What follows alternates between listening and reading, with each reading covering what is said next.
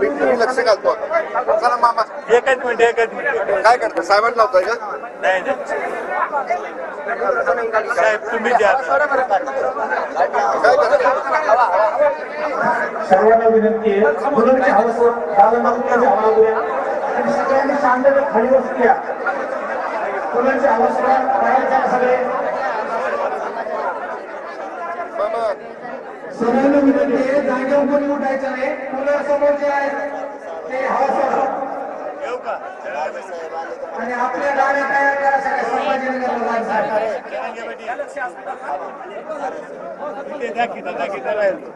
आपल्या गाड्या तयार करा सगळ्यांनी. भेटत जाईल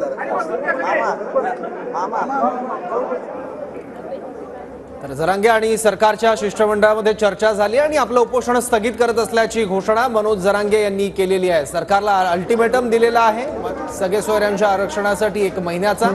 तर तातडीने या संदर्भात आम्ही बैठक घेतो वेगवेगळ्या विभागांच्या अध्यक्षांसोबत आणि चर्चाही करू वेगवेगळ्या अधिकाऱ्यांसोबत, असं आश्वासन शंभूराज देसाई यांनी मनोज जरांगे पाटील यांना दिलेलं आहे. राणा जगजित सिंग, शंभूराज देसाई, संदीपान बुमरे हे सगळे नेते आता मनोज जरांगे यांच्या भेटीला आले होते.